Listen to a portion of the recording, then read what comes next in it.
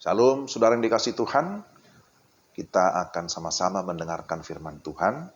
Siapkan hati masing-masing, kita berdoa. Tuhan, terima kasih ada waktu bagi kami membaca dan merenungkan firman-Mu, pimpin dan sertai kami.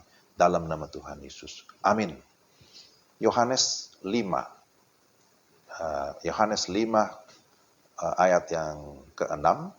Kata Yesus kepadanya, bangunlah, angkatlah tilammu dan berjalanlah. Angkatlah tilammu dan berjalanlah. Saudara, konteks bacaan kita mengisahkan tentang peristiwa mujizat di kolam Bethesda.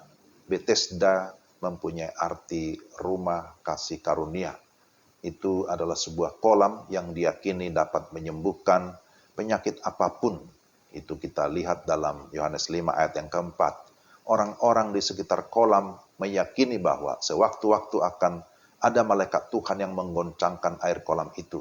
Dan siapa saja yang pertama kali masuk setelah air kolam itu terguncang, maka dia akan mengalami kesembuhan. Dan inilah sebenarnya ironinya. Karena banyak orang ya yang ada di sekitar kolam itu, dan ternyata menjadi rebutan. Mereka berebutan menjadi yang pertama masuk ke kolam itu.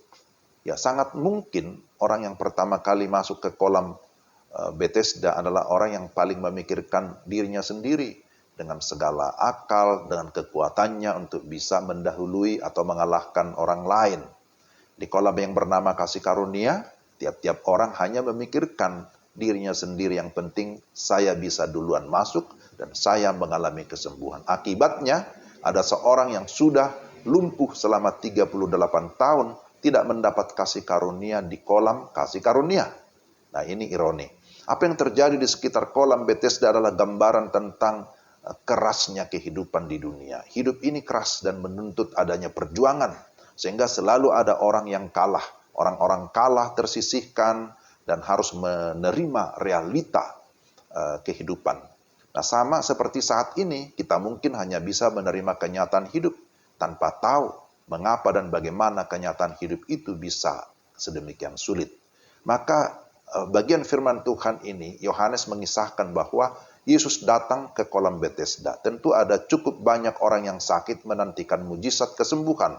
Tetapi perhatian Yesus tertuju justru kepada orang yang sudah tersisihkan di kolam kasih karunia selama 38 tahun. Yesus bertanya kepada dia, maukah engkau sembuh?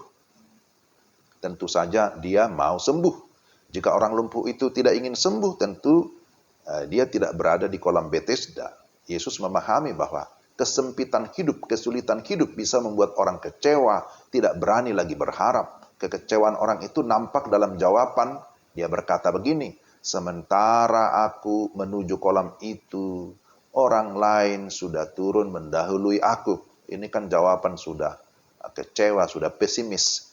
Saya tidak mungkin bisa lagi. Ya. Yesus ingin membangkitkan kembali semangat dan harapan orang lumpuh ini. Di mata Yesus, kesulitan hidup, kesempitan hidup adalah kesempatan bagi dia untuk berkarya. Maka Yesus pun memerintahkan dengan otoritasnya. Bangunlah, angkatlah tilammu dan berjalanlah. Ini ayat 8 ya. Saat itu pun dia sembuh. Tuhan berkarya menyatakan kasih dan kuasanya. Saudara, di tengah makin beratnya beban kehidupan ini, masih mampukah kita berkarya melayani orang lain seperti Yesus? Kalau Yesus tidak usah diragukan, dia mampu berkarya kapan dan di mana saja.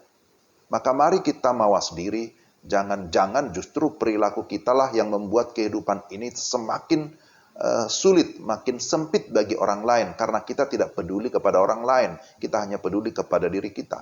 Maka mari kita belajar dari Yesus untuk melihat kesempitan hidup, kesulitan orang lain sebagai kesempatan bagi kita untuk menolong, untuk berkarya, menjadi berkat bagi orang lain, dan tentu semua dilakukan untuk kemuliaan Tuhan. Kiranya Tuhan menolong kita untuk tetap hidup, berkarya, mengikuti teladan Yesus. Mari kita berdoa. Tuhan, terima kasih. Kiranya Tuhan memimpin kami supaya kami dapat melakukan firman-Mu dengan sungguh-sungguh. Dalam nama Yesus. Amin. Demikian renungan kita hari ini. Tuhan memberkati saudara sekalian. Salam.